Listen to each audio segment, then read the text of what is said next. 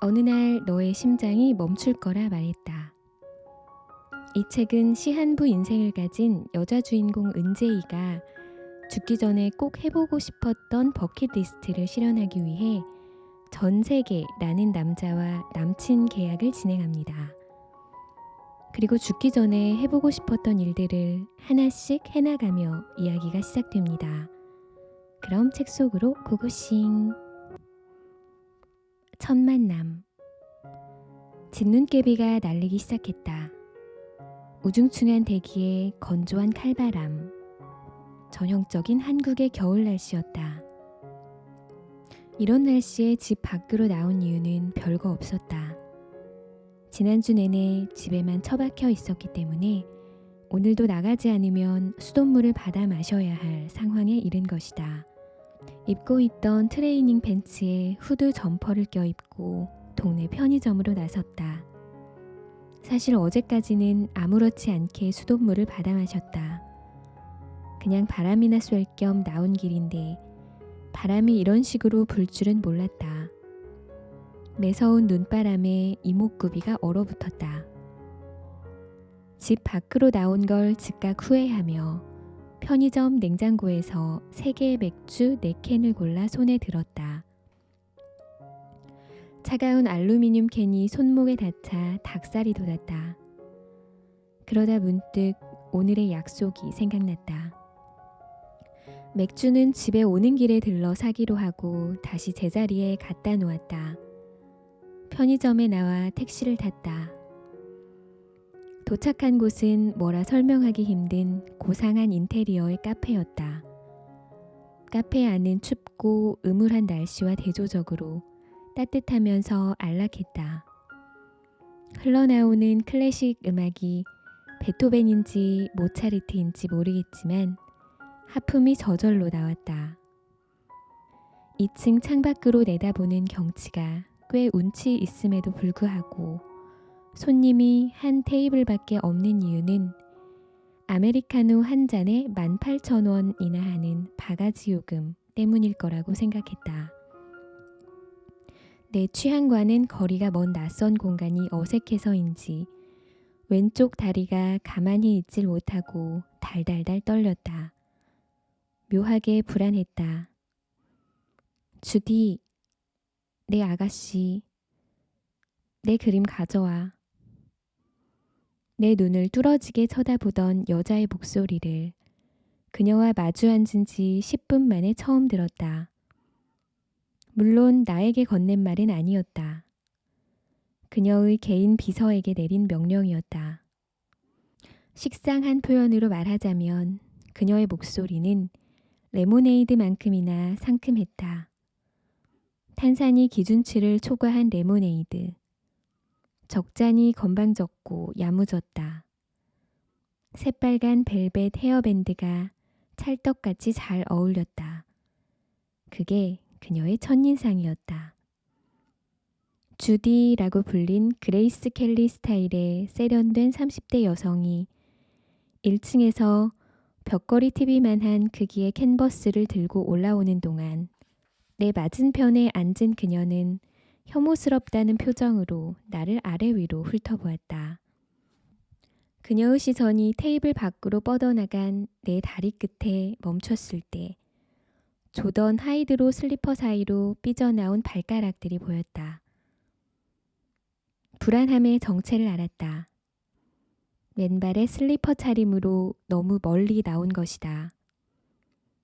나를 어떻게 대해야 할지 감을 잡지 못하는 듯한 그녀의 표정은 마치 조카 시온이가 내 무릎 위에 토했을 때 지었던 나의 표정과 흡사했다. 약속을 잊고 있었던 건 실수다. 이럴 줄 알았다면 약속을 펑크내 버릴 걸 그랬다. 그랬다면 그녀가 지금 짓고 있는 것보다 더 재미있는 표정을 지었을 텐데. 나에게 바람맞은 그녀의 모습을 상상하니 왠지 기분이 좋아졌다. 그레이스 켈리는 캔버스 한 귀퉁이를 테이블 위에 아슬아슬하게 걸쳐놓고 내 눈높이에 맞게 반대쪽 귀퉁이를 들었다. 기함할 정도로 화려한 색감을 자랑하는 그림이 괴기스럽게 보였다. 본인이 그렸다고 말하진 않았지만 그녀가 직접 그린 그림이라는 걸 느낌으로 알 수 있었다. 내가 발로 그려도 이것보단 낫겠다. 이게 뭘로 보여? 그녀는 꼬아 올린 다리를 까딱거리며 물었다. 나에게 던진 첫 질문이었다. 나는 시야 전체를 가린 괴상한 그림의 정체를 파악해 보려 애썼지만 전혀 무엇인지 알 수 없었다.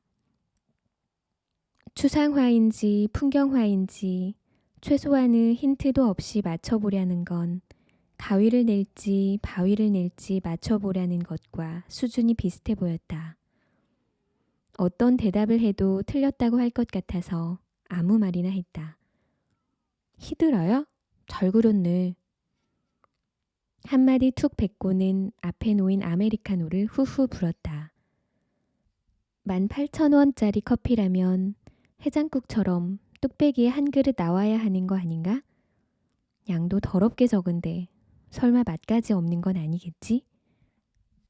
커피잔에 조심스럽게 입술을 대고 공기와 닿아 있는 층을 한 겹 걷어내듯 후루룩 들이마셨다. 소리가 너무 컸다. 테이블 위엔 정적이 흘렀다. 고개를 들자 그녀의 또랑또랑한 목소리가 고막을 때렸다. 뭐? 히드라? 그쪽 시력에 문제가 있는 거 아니야? 이게 어딜 봐서 자포동물이야. 이건 꽃병에 꽂힌 우아한 일곱 송이의 알핀 로제스라고. 예술에 대한 조예가 전혀 없군. 실수가 터졌다. 시력에 문제가 있는 게 아니라 개념 파악에 문제가 있는 거겠지. 히드라를 히드라로 본 것이 예술과 무슨 상관이 있다는 말인가?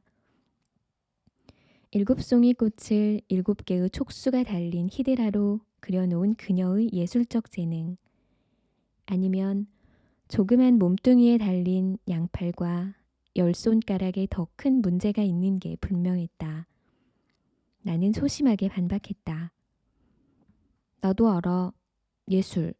인생은 짧고 뭐 그런 거 아니야? 훌륭한 미술 작품을 감상하는 안목이 없다는 건 여자 보는 눈도 터무니없다는 뜻이야. 미적 감각 제로. 나랑은 수준이 맞지 않아. 꽤 귀엽게 들려서 피식 웃음이 났다. 여자 보는 눈이 어떤 의미인지도 모를 법한 어린 여자에게 그런 소리를 들으니 가짠다는 생각이 들었다. 미술 작품을 감상하듯 여자를 대한다면 그거야말로 인류의 종말이다. 나는 느긋하게 커피를 마시며 히드라인지 꽃병에 꽂힌 꽃인지 모를 그림을 파리 쫓듯 손으로 휙휙 쫓아냈다. 커피 맛은 그냥 그랬다. 내 여자는 내가 알아서 고를 테니까 히드라 좀 저리 치워줄래? 면접이라면서 이게 끝이야? 새초롬하게 눈을 한 번 흘긴 그녀는 단호하게 말했다. 나랑 일하게 되면 그런 말은 금지야. 어떤 말? 내 여자니 어쩌니 하는 말. 경박스러운 단어 사용은 피해주길 바라. 내 여자라는 말이 어딜 봐서 경박스럽다는 건지. 애초에 그녀가 그림을 보여준 특별한 이유는 없어 보였다. 처음부터 예상했듯이 이 그림이 무엇이든 내가 뭐라고 대답했든 대화의 방향은 이런 식으로 흘러갔을 가능성이 컸다. 어쨌거나 나는 이 비정상적인 만남이 공식적으로 면접이라는 걸 다시 한번 상기하며 삐딱한 자세를 바로잡았다. 그녀가 야무지게 물었다. 일단 허우대는 멀쩡하니 외모는 합격. 지병은 있어? 없어. 병역은? 갔다 왔어. 전과는? 없어. 전동 칫솔 사용해? 아니. 대답해놓고 질문이 뭐였는지 다시 짚어보았다. 이상한 여자네. 그게 중요해? 뭘 그딴 걸 물어보냐는 내 표정에 그녀는 으쓱하며 대수롭지 않게 대답했다. 치석이 있는 사람과 대화하는 걸 좋아하지 않는 편이라서. 신분증 일이네. 주디, 경찰청 사이트 들어가서 이 남자 성범죄 이력 조회 좀 해줘. 나는 지갑에서 신분증을 꺼내다 말고 어이가 없어서 동작을 멈췄다. 대화할 때 상대방의 치아에 치석이 있는지 없는지 관심을 갖는 편집증 환자에게 취조당하듯 하니 이 자리에 아무 생각 없이 나를 데려다 놓은 두 다리가 한심하게 느껴졌다. 어쨌든 신분증을 테이블 위에 던지듯 내려놓고 손을 내밀었다. 면접을 보러 나온 이상 내가 하게 될 일에 대해서도 자세히 알아봐야겠다는 생각이 들었다. 어차피 거기서 거기겠지만. 계약서나 꺼내봐. 준비한 계약서를 꺼내놓으라는 내 요구에 그녀의 비서인 그레이스 켈리가 커다란 서류 봉투에서 서너 장의 A4 용지를 꺼내 테이블 위에 펼쳐놨다. 나는 심드렁하게 그것을 접어들고 낮은 목소리로 읽기 시작했다. 단기 고용 계약서. 갑과 을은 아래의 고용 조건을 성실히 이행할 것을 약정하고 근로계약을 체결한다. 제1조 근로장소. 을은 지역과 장소를 불문하고 갑이 원하는 곳에서 근로해야 하며 해외여행 결격의 사유가. 읽는 걸 멈췄다. 해외라니 여권이 없는 건 둘째치고 이렇게 막무가내로 광범위한 건 곤란하다. 비즈니스를 삶에 끌어들이지 않는 건 나만의 설칙이다. 다시 말해 앞에 앉은 여자와 지역과 장소를 불문하면서까지 함께 할 수 있다고 장담 못한다는 얘기다. 나의 사적인 영역을 침범하려 한다든지 내 기준에서 통상적이지 않은 장소, 특히 사람이 많은 곳이나 야외에서의 일은 사절이다. 애초에 선은 확실하게 그어야 빠져나올 때 유리하다. 그녀가 나에게 물었다. 할 거야 말 거야? 조금만 더 읽어보고. 제2조 계약기간. 계약일로부터 100일. 다만 갑이 계약 종료 이전 사망할 경우 계약은 종료되며 계약금은 반환하지 않는다. 사망할 경우? 계약서를 읽다 말고 다시 한번 멈췄다. 일반적으로 계약서에 갑이 사망할 경우에 관한 내용도 명시되는 건가? 계약서를 써봤어야 알지. 대학생, 공시생, 취준생, 지망생, 뭣도 되어본 적 없는 나로서는 난생 처음 보는 이 면접이 맞선인지 소개팅인지도 헷갈린다. 그런데 그것보다 더 거슬리는 건 네가 왜 갑이야? 요즘은 갑을 계약서 안 쓰고 동등한 입장으로 작성하는 거 몰라? 다시 한번 묻는데 할 거야 말 거야? 그녀는 턱을 괜 채 빨대를 입에 물고 뭐가 그리 재미있는지 꼬아 올린 다리를 까딱까딱하며 할 거야 말 거야 하는 말만 되풀이했다. 마치 얄미운 샴고양이 같았다. 앳되고 하얀 얼굴에 저절로 시선이 갔다. 객관적으로 보자면 예쁜 얼굴이었다. 나는 누군가의 얼굴을 볼 때 눈의 크기, 속눈썹의 길이, 코의 높이 등 구체적인 생김새보다는 뭐라고 규정할 수 없는 분위기를 중요하게 여긴다.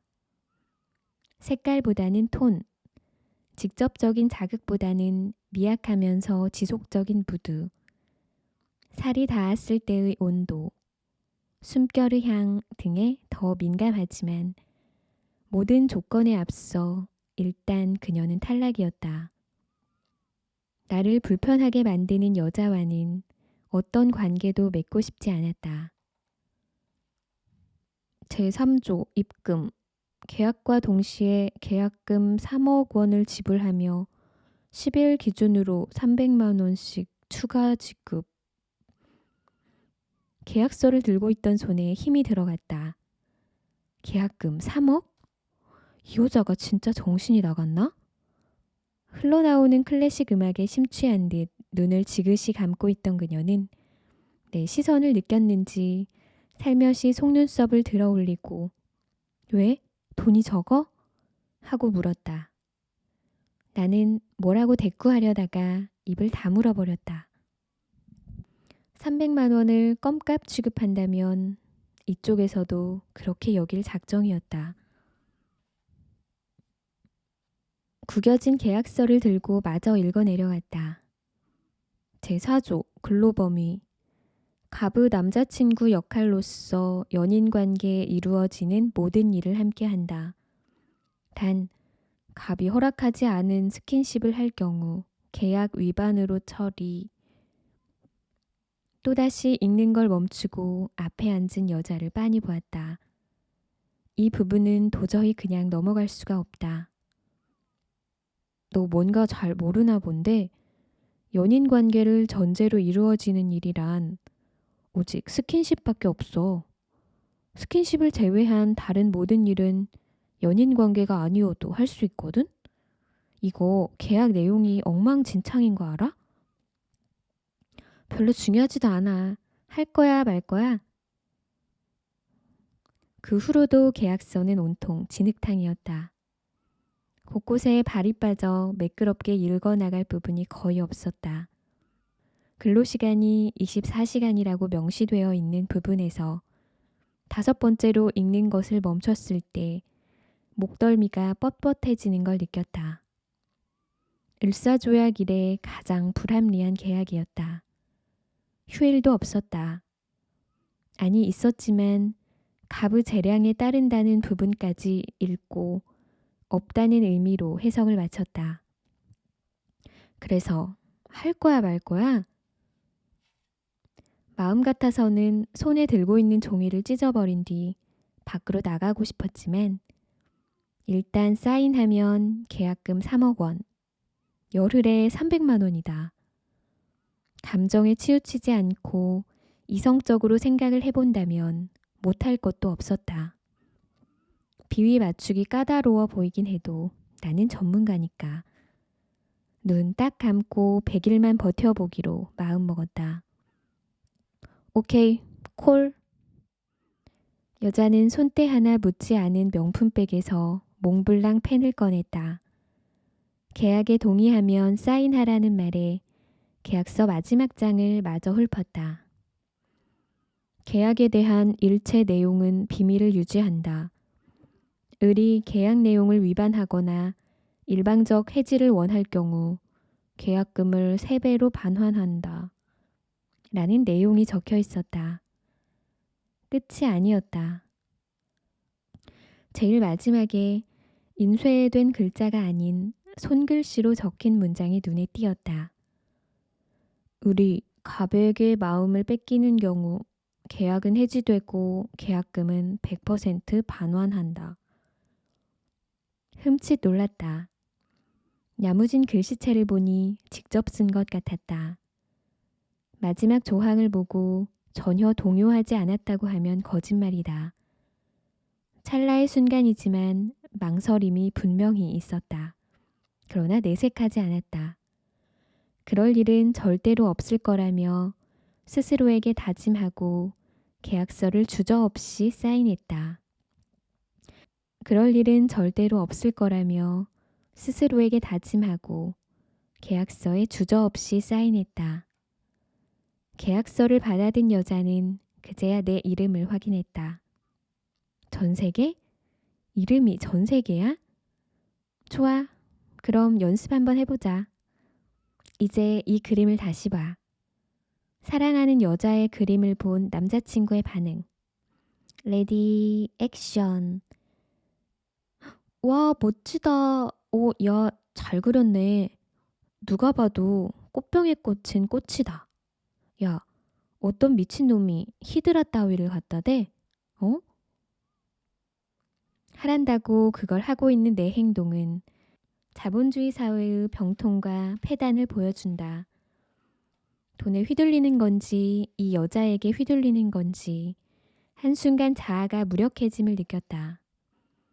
앞으로 100일을 몹시 빠른 속도로 상상해 보았다. 무언가 불길한 예감이 스쳤다.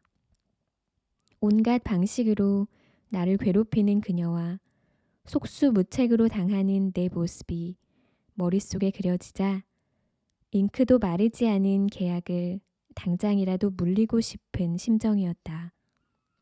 그녀는 긴 생머리를 사르르 쓸어 넘기며 웃었다. 내 이름은 제이야. 은제이. 이건 내 연락처. 계좌번호 문자로 보내. 계약금 입금되는 순간부터 계약은 효력이 발생하는 거고 개인적인 연락은 금지야. 연락하지 말라면서 이름과 연락처가 적힌 메모지를 테이블에 올려놓은 그녀는 가방에 펜을 넣었다.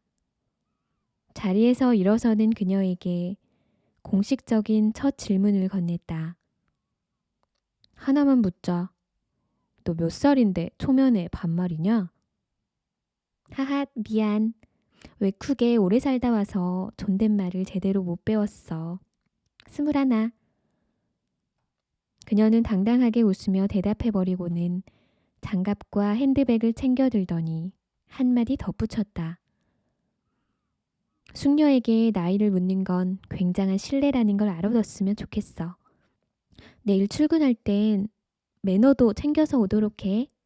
그럼 이만. 나는 움직이길 포기한 채 자리에 앉아서 또각또각 계단으로 사라지는 그녀의 뒷모습을 멍하니 바라보았다. 디데이 100. 창문에 걸린 커튼은 여전히 빛을 가리고 있었다. 해는 진작에 떴지만 잠에 취한 눈은 도무지 떠지지 않았다. 휴대폰 진동이 지겹게 울리다가 끊기기를 반복했다.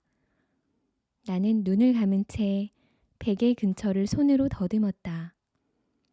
간신히 손에 잡힌 휴대폰 화면에는 수십 통의 부재중 전화와 메시지가 빈집 우편함의 우편물처럼 가득 쌓여 있었다. 한쪽 눈을 들어 올려 화면에 띄워진 메시지를 읽었다.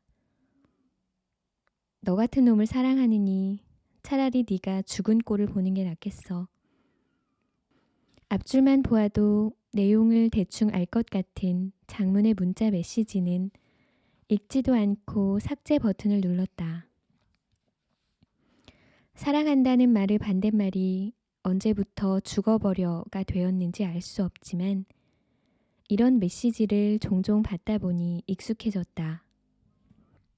사랑 아니면 죽음을 달라는 여자들의 극단성에 일일이 반응하는 건 제 뺨에 앉은 모기를 손바닥으로 때려서 잡는 것과 비슷하다. 잡아도 바보, 못 잡아도 바보. 사랑을 돈으로 환산해주지 않는 여자와는 만나지 않는다. 사랑도 무던한 노력의 결과니까. 사랑, 그 별것 아닌 걸 하기 위해 바치는 고뇌와 체력도 만만치 않다는 걸 여자들은 모른다. 사랑이 어디에서 그냥 생겨나는 줄 아는지. 너 그러다 칼 맞는다. 밤길 조심해라. 자유로운 문자. 엄지로 쓱 밀어서 삭제. 휴대폰을 덮으려는 찰나 또다시 진동이 울렸다.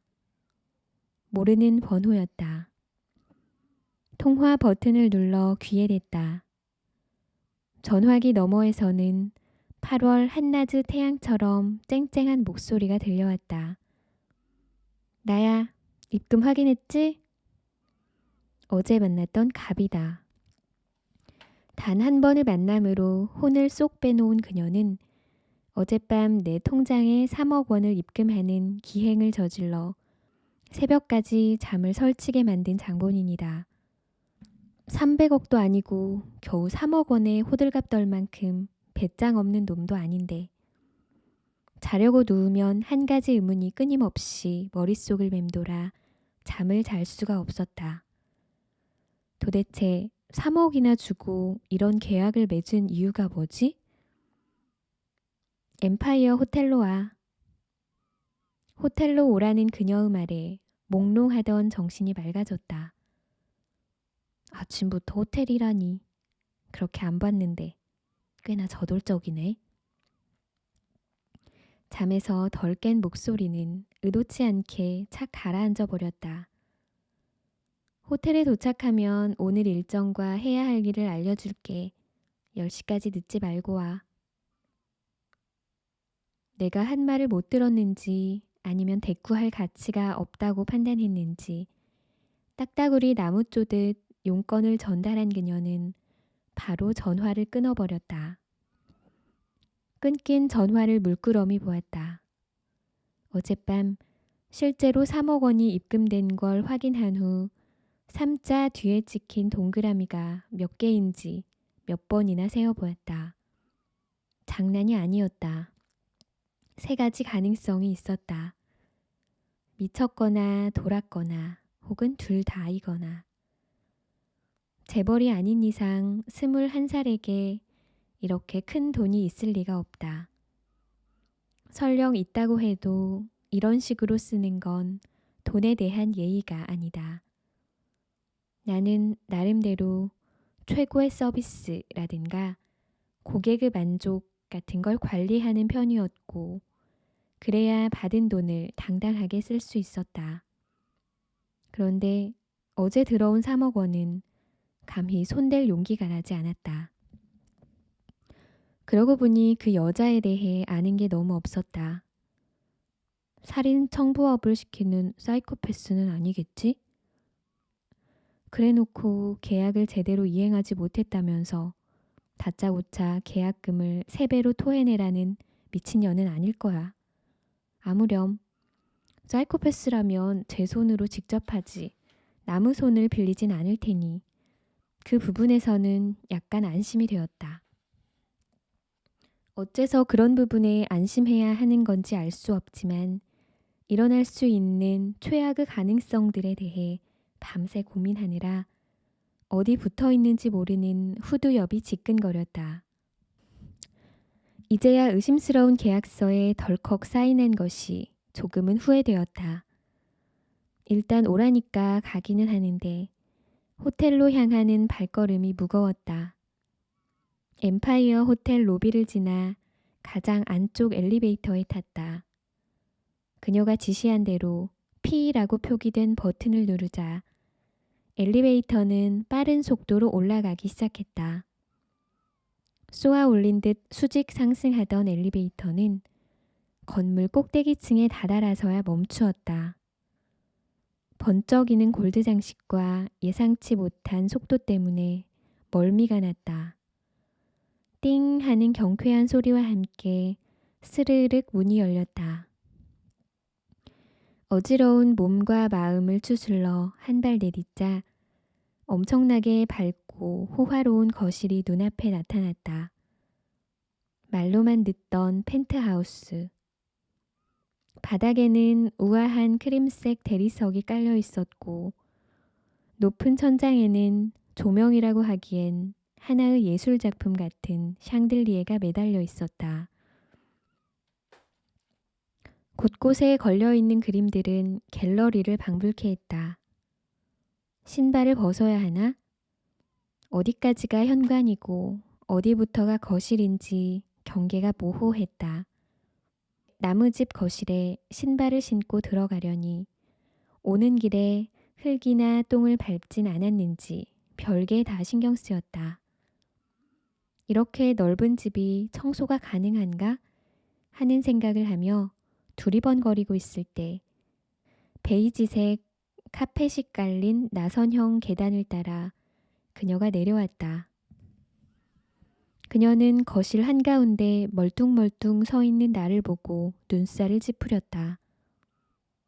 내가 준 돈 어쨌어? 부동산 재테크라도 할 생각이야? 동네 복덕방 가기 전에 백화점을 먼저 가야 할 것 같다. 검정색 후드티라니 패션에 대한 모독이야. 안 되겠어. 옷부터 사입으러 가자. 내 남자친구라면 적어도 수트가 잘 어울렸으면 좋겠다고. 도도하고 낭랑한 목소리에 기죽지 않고 받아쳤다. 뭐래? 후드티가 어때서? 멋있기만 한데.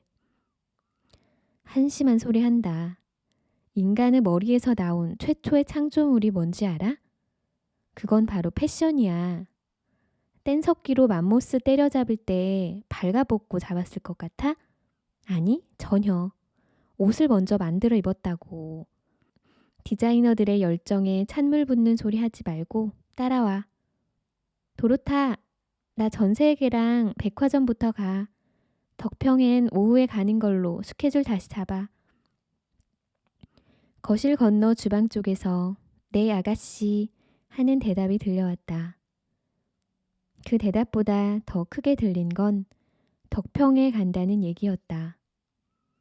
내 통장에 들어와 앉은 3억 원의 출처와 고용 의도도 밝혀지지 않은 상황에서 그녀가 하는 모든 말에 극도로 예민하게 반응하는 건 당연했다. 덕평엔 왜? 궁벽한 곳에 나를 묻으러 가는 건가? 그동안 원한 살만한 일이 있었던가? 여자를 울리긴 했지만 죽을 만큼 잘못한 기억은 없었다. 덕평엔 왜? 일단 옷부터 사입고 얘기하자. 시커먼 후드티 입고 있는 너에겐 그 어떤 스케줄도 말하고 싶지 않거든. 그녀는 나를 위아래로 훑어보더니 엘리베이터로 향했다. 내가 원래 자랑을 좋아하는 인간이긴 하지만 자랑이 아닌 사실을 하나 이야기하자면 어디 가서 외모로 꿀린 적은 없다. 패션의 완성은 얼굴이라는 걸 모르는 건가? 검정 후드티만 입어도 한 번만 만나주세요 하는 여자들이 줄을 섰다. 검정 후드티에 대한 그녀의 혐오는 그야말로 내 인생템에 대한 모독이다 라는 생각을 한 것도 잠시. 백화점 명품관에서 옷을 갈아입으며 다른 생각할 정신 따윈 사라져버렸다. 바지 핏이 촌스러워. 어깨가 타이트한 것 같은데? 컬러가 안 맞아. 품평하는 그녀의 표정은 사뭇 진지했다. 셔츠를 8번째 갈아입은 나는 땀으로 젖은 앞머리를 대충 헝클어뜨리며 휘적휘적 피팅룸을 나왔다. 마음에 드는 옷이 있기는 한 건지 의문스러웠다. 나를 엿먹이려는 수작으로밖에 생각되지 않았다. 그녀는 슈트를 빼입고 서 있는 나를 천천히 훑어보았다. 안 그래도 더운데 익숙하지 않은 시선을 온몸으로 받아내자니 열기가 훅 올라왔다. 목을 조르는 답답한 셔츠 단추를 2개쯤 풀어 헤쳤다. 그녀는 스탑 하고 외치며 손으로 해를 가리듯 손바닥을 들어 나를 가렸다. 잠깐, 지금 뭐 하는 거야? 여기서 벗으려는 건 아니지? 숙녀 앞에서 셔츠 단추를 푸는 건 상식에서 매우 벗어난 행동이야. 당장 그만둬. 더워서 그런다, 더워서. 한겨울에 옷 갈아입다가 이렇게 땀 흘려 본 건 태어나 처음이야. 빨리 대충 골라. 안 그럼 확 다 벗고 나온다. 새침한 표정이 이렇게 잘 어울리는 여자는 본 적이 없다. 옷은 합격. 매너 불합격. 말투 하나까지 얄밉다. 어쨌든 합격이라는 말에 간신히 이성을 되찾았다. 이것마저 마음에 안 든다고 했으면 상식이고 나발이고 팬티바람으로 나왔을지도 모른다. 소파에서 일어난 그녀는 카운터로 가서 카드를 내밀었다. 구두와 벨트까지 계산을 마친 후 백화점 밖으로 나온 우리는 대기하고 있던 리무진에 올랐다. 정면을 응시하고 있는 그녀의 옆 얼굴을 보다가 혹시나 싶어 슬쩍 말을 꺼냈다. 만약에 이제 와서 내가 안 하겠다고 하면 일방적인 계약 해지를 원하는 경우 계약금 3배 반환, 9억 돌려줘. 질문이 끝나기도 전에 대답이 날아왔다. 안 되겠지? 누가 안 한대? 그냥 시작이 반이라고. 본전도 못 찾고 입을 다물어 버렸다. 반반한 얼굴이 호기심을 자아낸다. 이런 계약을 한 이유가 뭘까? 돈으로 남자를 살 만큼 남자가 궁해 보이지도 않는다. 겉보기엔 아직 때묻지 않은 소녀처럼 보인다. 특히 웃을 땐 12살이라고 해도 믿겠다. 겨우 옷 갈아입히는 인형 놀이나 하려고 3억 원을 쓴 거라면 확실히 정신적으로 문제가 있는 거 아닐까? 이런저런 질문들이 목까지 차올랐지만 그냥 삼켜버렸다. 될 대로 되라지.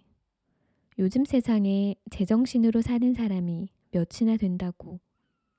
그냥 귀여운 또라이 정도로 생각하자고 스스로 결론 지었다. 자, 후드티 벗었으니까 이제 말해. 우리 지금 어디 가는 건지. 밥 먹으러.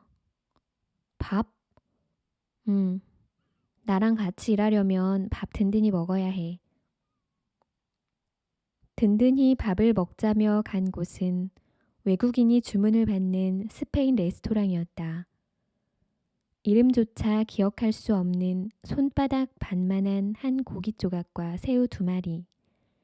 시큼한 맛이 나는 풀을 1인 15만 원이나 주고 먹다니. 아까 결론 지었던 이 여자의 정신 상태에 대해 다시 한번 의구심이 들었다. 한 입에 충분히 들어가고도 남을 만한 새우를 나이프로 썰던 그녀가 문득 고개를 들었다. 내 시선을 느꼈는지 의아한 표정으로 물었다. 왜 그렇게 봐? 혹시 이거 몰카야? 손톱 크기로 자른 새우를 포크로 찍어 입에 넣고 무슨 말인지 모르겠다는 듯 고개를 갸우뚱하더니 몰카? 아니, 이건 감바스 알 아히오라는 요리야. 어때? 입맛에 맞아? 하고 묻는다. 딴소리 하지 말고 이거 내 몰래카메라냐고. 사과 주스를 마시려던 그녀는 진지한 나의 물음에 웃음이 터졌다. 와하하하! 최근 들었던 말 중에 제일 웃긴 말이다. 내가 왜 네 몰래카메라를 찍는다고 생각하니? 그런 무의미한 일에 내 하루를 사용할 만큼 그렇게 한가지 않아. 얼른 먹기나 해. 나는 들고 있던 포크를 내려놓았다. 풀이 목에 걸려서 넘어가질 않았다. 솔직히 말하면 네 존재가 의심스러워. 너 도대체 뭐야? 난 네 고용주라는 사실을 벌써 잊어버렸어? 오늘 해야 할 일 잔뜩이야. 늦장 부릴 시간 없으니 얼른 마저 먹어. 무슨 일을 하려는 건지 미리 알려주는 건 안 돼? 앞으로 우리가 하려는 일은 세계 평화와 인류의 행복을 위한 일이야. 평범한 대답을 기대한 건 아니었지만 지나치게 추상적인 대답은 오히려 안 들은 것만 못했다. 그래서 다시 한번 물었다. 그 세계 평화와 인류의 행복을 위한 일이라는 게 구체적으로 어떤 일을 말하는 건데? 그녀는 생글생글 웃으며 목소리를 깔고 우아하게 대답했다. 아주 오래전부터 전해 내려오는 숭고하고도 아름다운 축복의 행위?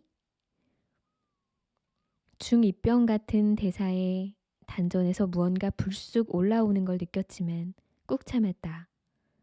대화할 자세가 안 되어 있는 여자였다.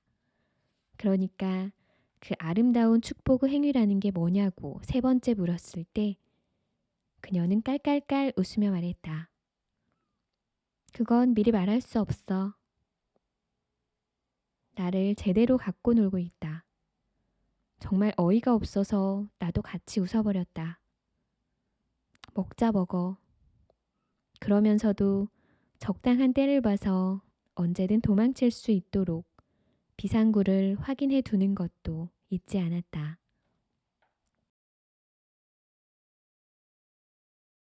그녀의 버킷리스트.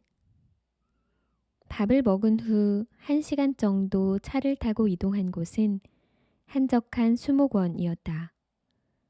겨울 시즌에는 수목원을 운영하지 않는다는 이유로 3만 평의 대지는 잠든 듯 고요하고 평화로웠다.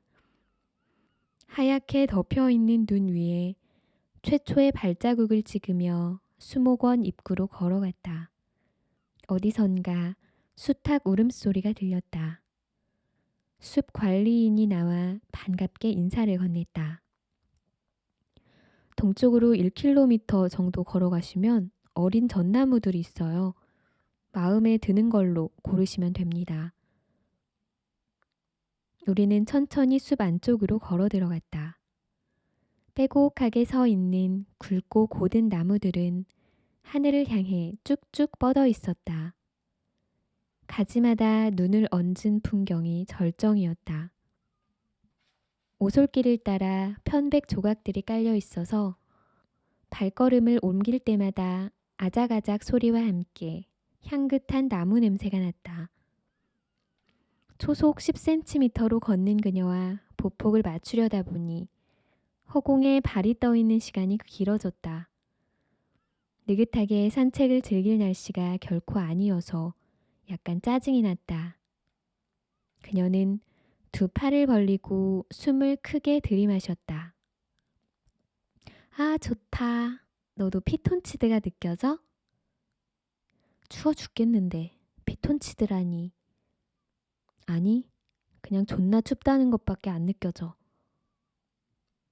사주려면 구스다운 패딩이나 사주든가.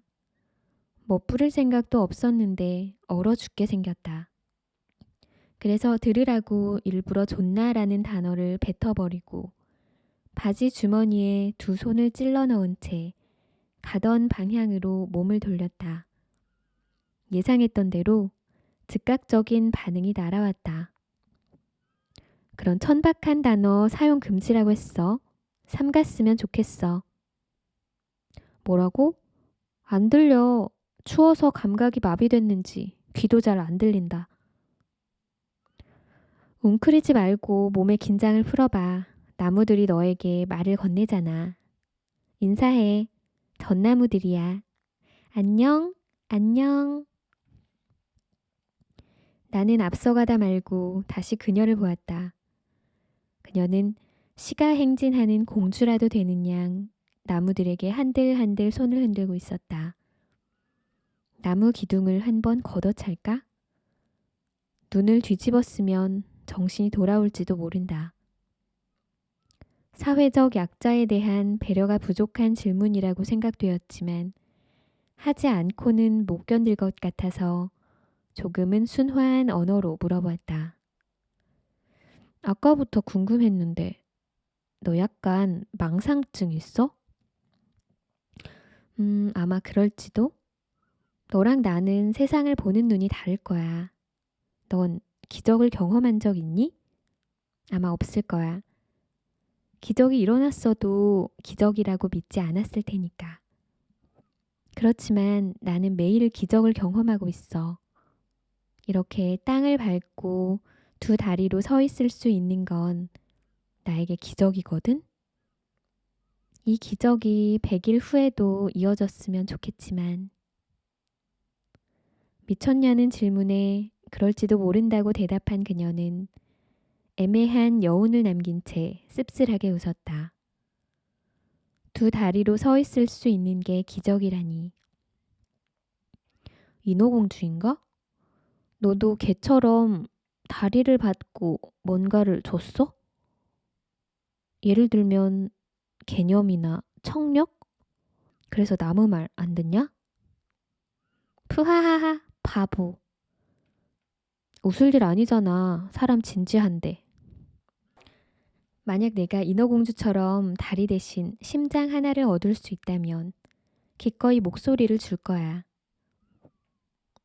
에리얼은 자신의 사랑을 말로 표현하지 못해 물거품이 되고 말았지만 사실 사랑은 말로 하는 게 아니라 마음으로 하는 거거든.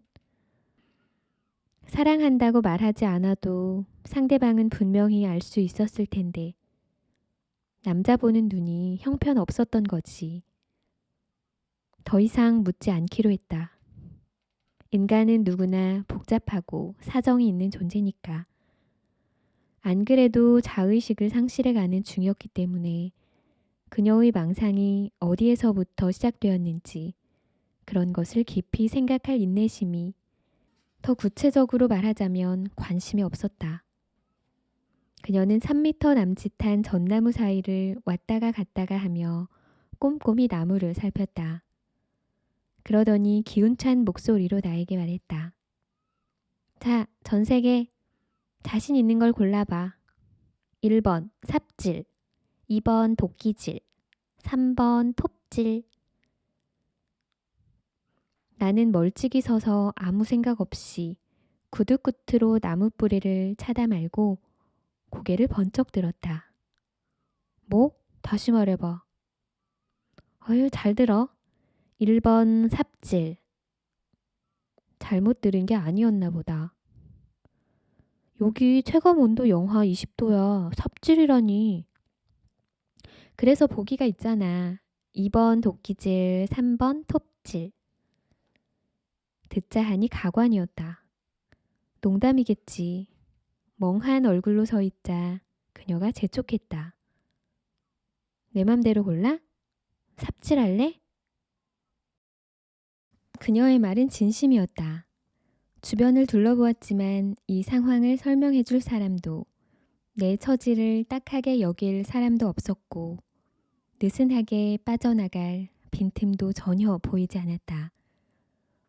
간단히 말하자면 피할 수도 없고 즐길 수도 없는 거지 같은 상황인 것이다. 땅이 얼어서 삽질은 불가능해 보였다. 도끼질 했다가는 어깨가 나갈 것 같고 톱질이 그나마 톱. 대답해놓고도 내 입에서 나온 말이 맞는지 의심스러웠다. 짐수레에 실려있던 목장갑을 끼고 톱을 들었다. 어설프게 나무 밑동에 대고 슬쩍 밀어봤지만 단단한 껍질에 톱이 튕겨나왔다. 옆에 서서 보고 있던 그녀가 깔깔깔 웃었다. 자존심 같은 건 전혀 상하지 않았다. 톱질을 잘해서 매력적인 남자로 보일 생각은 눈곱만큼도 없었다. 보시다시피 톱질과는 인연이 없으니 굳이 나무를 잘라야겠다면 네가 직접 하라는 무언의 반항 같은 거였다. 눈치마저 없는 그녀는 활짝 웃으며 두 주먹을 씩씩하게 쥐어 보였다. 아직 어린 나무를 잘라내는 건 마음이 아프지만 우리 집으로 가서 멋진 크리스마스 트리가 될 수 있다면 이 아이에게도 더없이 영광일 거야. 파이팅! 이제야 여기 온 이유를 확실히 알았다. 세계 평화와 인류의 행복? 숭고하고도 아름다운 축복의 행위? 완전히 잘못 걸렸다. 사람을 불러내서 280만 원짜리 슈트를 사입히고 톱질을 시키다니. 그러면서 리얼리티를 운운하는 제대로 미친 여자. 옷이 영 불편했다. 슈트 재킷을 벗어서 바닥에 아무렇게나 패대기 치고 다시 톱을 들었다. 톱과의 싸움인지 나무와의 싸움인지 오기가 생겼다. 톱이 나무 껍질에 생채기를 내었다. 한 번 터놓은 길을 따라 슬금슬금 움직이기 시작하자 생각보다 연하게 잘려나갔다. 하얀 톱밥들이 눈밭에 우수수 떨어졌고 진한 나무 냄새가 났다. 어느새 추위가 가셨다. 오랜만에 몸을 움직여서 그런지 긴장했던 근육들이 풀어지고 몸을 움직이는 것에 대한 어떤 희열마저 느껴졌다. 톱질이 상당히 재미있다는 사실은 왠지 나를 서글프게 했다. 이런 식으로 길들여지는 건가? 뭔가 조련당하고 있다는 느낌에 사로잡혔으나 톱질은 멈출 수가 없었다. 톱질이 손에 익숙해지고 이마에 맺혔던 땀방울이 관자놀이를 따라 흘러내릴 때쯤 숲 직원이 전동톱을 들고 나타났다. 허허, 그렇게 톱질했다가는 해가 져도 다 못 빼요.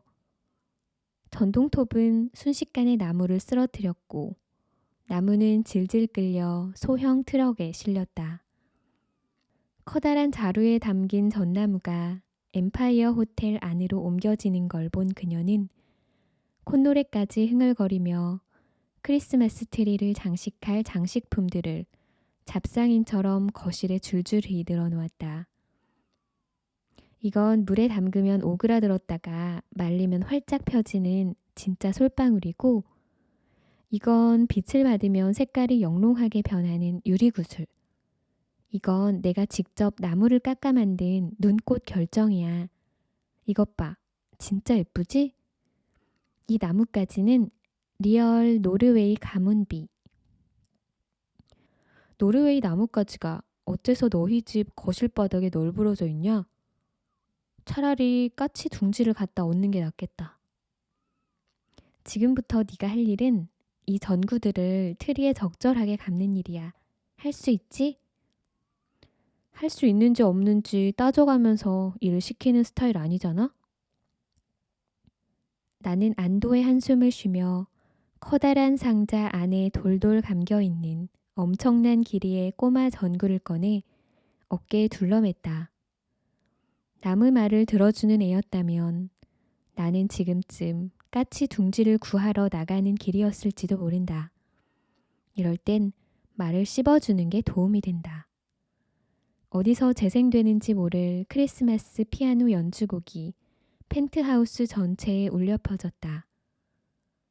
도로타, 나무 영양제 스프레이 좀 갖다 줘. 단정한 복장을 한 풍채 좋은 아주머니가 푸근하게 웃으며 스프레이를 들고 왔다. 나는 의자에 올라서서 3미터짜리 전나무에 전구를 감다 말고 도로타에게 꾸벅 인사를 했다. 다정한 큰어머니처럼 정겹게 인사를 받은 도로타는 다시 주방으로 돌아갔다. 도로타가 있었던 자리에서 크로켓 냄새가 났다. 부모님은 안 계셔? 혹시나 하는 마음에 물어보았다. 딸내미의 3억짜리 남자친구를 반길 부모는 없을 것 같았다. 고아 아니야. 집에 안 들어오시냐고. 나랑 이러고 있는 거 보면 어떻게 생각하실지 궁금해서. 여행 가셨어. 3일 뒤에 오셔. 너 혼자 두고? 내가 부탁한 거야. 그것도 내 버킷리스트 중 하나거든. 단 며칠만이라도 엄마의 간섭에서 벗어나는 거. 생소한 단어에 저절로 질문이 나갔다. 버킷리스트는 뭔데? 그녀는 그것도 모르냐는 듯한 눈길로 나를 보며 간단하게 설명했다.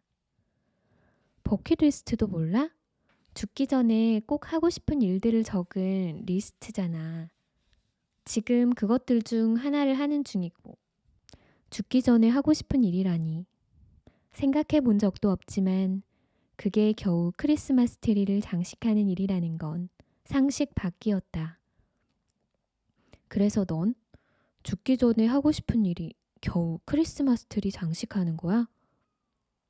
어떤 행위를 하느냐가 중요한 게 아니라 어떤 마음으로 하느냐가 더 중요하니까. 죽기 전에 어떤 마음이라는 게 생길 겨를이 있냐? 그냥 할 수 있는 걸 하는 거지. 크리스마스 장식 따위만 빼고. 모두들 죽는다는 걸 알면서도 정작 자신이 하고 싶은 일을 하는 사람은 많지 않아. 그게 참 안타까워. 하긴 너처럼 부모 잘 둬서 돈 많은 애들은 하고 싶은 것만 실컷 하면서 살 수 있지. 대한민국 평범한 23은 대학이니 취업이니 해야 할 일들을 먼저 하느라 그런 쓸데없는 일에 한눈 팔 상황 아니거든? 지금 뭘 해야 하는지도 모르는데 죽기 전에 할 일까지 생각하기엔 너무 고달프다. 낮은 사다리에 2계단 올라서서 장식품을 달고 있던 그녀는 무심하게 말했다. 뭘 해야 하는지 모르면 당연히 하고 싶은 일부터 하는 게 순서 아니야? 느긋한 소리에 저절로 발끈했다. 자본주의 사회에 태어난 흙수저들은 누가 시키지 않아도 본능적으로 알아. 하고 싶은 일만 하면서는 절대 살아남을 수 없다는 거지. 규칙을 벗어나면 생존의 위협을 느낀다는 거 알긴 하냐? 그거 말이지. 수저 얘기 나와서 하는 말인데 우리 저녁 뭐 먹을까? 문득 어두워진 창밖을 보았다. 안 그래도 금방 지는 해가 언제 졌는지도 모르게 이미 사라지고 없었다. 나 퇴근은? 밥은 굶어도 좋으니 집에나 보내줬으면. 계약서에 퇴근 시간 명시되어 있지 않은 거 몰라? 크리스마스 트리가 멋지게 장식되면 트리 아래에서 바닷가재 샌드위치를 먹고 싶어. 도로타! 그녀가 도로타를 부르기 위해 몸을 돌리는 순간 사다리가 덜컥 흔들렸다. 의자에서 잽싸게 뛰어내린 나는 넘어지려는 그녀의 허리를 잡았다. 내 순발력에 나도 놀랐다. 쓸데없이 멋있고 달리다. 가까이에서 그녀와 눈이 마주쳤다. 샹들리에 불빛에 반사된 눈동자는 나를 꽉 움켜잡았다. 그녀는 놀란 가슴에 손을 얹었다. 와, 고마워. 죽는 줄 알았어. 보통 이 정도로 죽지는 않아. 나는 시선을 피하지 않고 그녀를 보았다. 저 안에 도대체 뭐가 있는 걸까? 그녀의 눈동자는 깊이가 가늠되지 않은 샘 같았다. 인간의 안구에 이토록 호기심을 갖고 들여다본 건 처음이었다. 눈동자 색깔이 확실히 이상했다. 까맣기도 파랗기도 한 검푸른 색. 바다를 담은 눈. 빠져 죽을 수도 있을 것만 같다는 생각이 들었다. 얘는 어떻게 이런 눈으로 태어난 거지?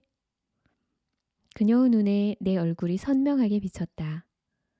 동공이 커졌다가 작아졌다 했다. 거참 신기하네. 저기 이제 그만 놓아줘. 그녀 목소리에 정신이 들었다. 그제야 허리를 받치고 있던 발에 무게가 느껴졌다. 그녀를 바르게 일으켜주고는 약간은 멋쩍은 표정으로 다시 자리로 돌아가 트리 장식을 마무리했다. 어머, 아가씨, 괜찮으세요? 도로타는 걱정스러운 얼굴로 갑의 몸을 샅샅이 살핀 뒤 물풍선 같은 주먹을 들어 3단 사다리를 쥐어박았다. 어휴, 말썽이야. 어쩔 뻔했어. 라며 사다리를 혼내는데 옆에 있던 내 어깨가 움찔했다. 갑에게 무슨 일이 생기면 이 집안 물건들은 도로타에게 혼나야 하는 것이다. 난 괜찮아. 배고파. 바닷가재 샌드위치 만들어줘. 네, 아가씨, 금방 만들어 드릴게요. 커다란 창으로 둘러싸인 거실 구석에 멋진 크리스마스 트리가 완성되었다. 엄청난 장식품들의 무게에 아래로 축 늘어진 트리는 측은하고 멋스러웠다. 그녀는 조명을 전부 끄고 하나, 둘, 셋 하고 외쳤다. 3미터짜리 전나무에 수십 개의 작은 전구들이 찬란하게 불빛을 냈다. 그녀 얼굴에 한박 웃음이 피어났다. 와, 예쁘다. 어때? 예쁘지? 뿌듯하지? 두 눈을 반짝이며 묻는 그녀의 말에 나는 영혼이 반쯤 날아간 목소리로 대답했다. 예쁘다. 도로타가 만들어 온 바닷가재 샌드위치를 트리 앞에 앉아서 나눠 먹었다.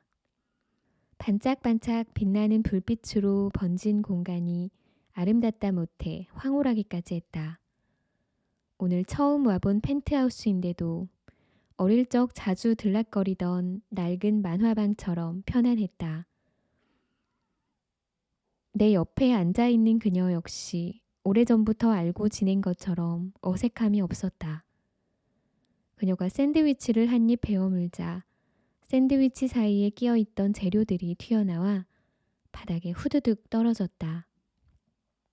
마구 흘리고 묻히면서 먹는 그 모습이 어쩐지 당연하게 여겨졌다. 또한 그걸 닦아주는 나에게서 어떤 위화감도 찾아볼 수 없었다. 모든 것이 너무 자연스러워서 더 이상한 경험이었다. 어디 가서 누구랑 뭐 먹을 때 절대 샌드위치는 먹지 마. 어디 가서 누구랑? 그녀가 동글동글 호기심 가득한 눈으로 물어왔다. 별로 대답하고 싶지 않았다. 그녀가 미래에 어떤 사람과 무엇을 하고 있을지 내가 상상할 필요는 없었다. 어디든 누구든. 저녁을 먹은 후 소파에 눕듯이 기대 앉았다. 겨우 크리스마스 트리를 장식할 거였으면 후드티를 입는 게 100번 나을 뻔했다. 쓰나미처럼 덮쳐오는 피로에 손 하나 까딱할 힘도 없었다. 어제 밤을 꼬박 새운 탓인지 눈 감으면 곧바로 잠들어 버릴 것 같아 눈을 부릅뜬 채 2층으로 올라간 그녀를 기다렸다. 실크 잠옷으로 갈아입고 내려온 그녀를 보며 최대한 불쌍한 표정으로 물었다. 나 퇴근은? 또 그 소리다. 계약서 다시 꺼내봐. 잠은 자야 할 거 아니야. 벌써 10시야. 이거 영화 한 편 보고. 리모컨으로 영화를 검색하는 그녀가 왠지 얄미웠다. 야, 넌 잠도 없냐? 잠을 많이 자야 미인인데 잠을 안 자니까 못났잖아. 피부도 푸석푸석하고. 그녀는 화장하지 않은 깨끗한 얼굴을 들어 나를 마주 보았다. 어둠 속에서도 빛나는 피부는 갓 쪄낸 꿀떡 같았다. 잠자는 시간이 아깝다는 말 아마 너한텐 와닿지 않겠지만 나는 그래. 죽으면 평생 자게 될 잠을 지금부터 자고 싶지 않아. 한껏 널브러져 있던 몸을 일으켰다. 소파 옆자리를 손바닥으로 탕탕 두드려 그녀를 불러 앉혔다. 뭔 소리야? 너 이리 와서 앉아봐. 아까부터 궁금한 게 있는데 계약 기간이 왜 100일이야? 100일 뒤에 너 죽냐? 혹시 시한부 그런 건 아니지? 애초에 네가 이런 계약을 왜 했는지 알고 싶어. 이유나 알고 하자. 이대로는 안 되겠다 싶어서 극단적인 단어까지 동원해가며 대답하지 않고는 못 베기게끔 밀어붙였다. 그녀는 짝 소리가 나도록 손바닥을 마주치고는 놀랍다는 표정으로 나를 보았다. 와, 추리력 대단해. 어떻게 알았어? 사실은 나 20살까지밖에 못 산다고 했는데 벌써 1년이나 더 살았지 뭐야. 나에게 내일이 있을지 없을지 장담 못해. 오늘 하루를 살아낸 것도 기적이니까. 그래서 매일 밤 잠들고 싶지 않다면 내 마음을 조금은 이해하려나? 사이다 같은 명쾌한 대답에 할 말을 잃었다. 이런 대답을 들으려고 물었던 건 아닌데 엄청난 얘기를 엄청 아무렇지도 않게 내뱉으니 듣는 사람이 더 당황스러웠다. 책에서 본 적 있다. 누군가를 알려고 시도할 때 반드시 알아야 할 가장 중요한 점은 그 사람을 알면 알수록 모르게 된다 라는 말. 수습이 필요했다. 아니, 그럼 혼자 밤새우면 되지. 내일 죽는다는 애가 남자친구는 왜 필요한 건데? 어차피 밤에 이런저런 거 할 것도 아니고. 무슨 말을 해야 할지 몰라 되는 대로 짓거려 놓고 눈치를 살폈다. 맑은 얼굴로 영화를 검색하는 그녀는 오히려 무덤덤했다. 나도 가끔은 남자친구가 있었으면 좋겠다는 생각이 드니까. 그렇지만 불가능하잖아. 너라면 언제 죽을지 모르는 여자랑 사귈 수 있겠니? 그러니까 나한텐 이게 최선이야. 이제 질문 금지. 불 꺼진 거실. 크리스마스 트리 불빛이 공간을 가득 메웠다. 소파에 나란히 앉아 벽에 걸린 스크린을 응시했다. 이런 상황에 영화가 눈에 들어올 리가 없는데 그것도 애니메이션이라니. 그녀 말이 사실인지 아닌지도 헷갈린다. 100일 중 겨우 하루가 끝났을 뿐인데 의지와 상관없이 인생의 반을 꾸역꾸역 살아낸 것 같은 피로가 몰려왔다. 스크린을 응시하는 그녀의 옆 얼굴을 보며 다시 한 번 물었다. 너 진짜 죽어? 그녀는 의미심장한 목소리로 대답했다. 너도 죽어.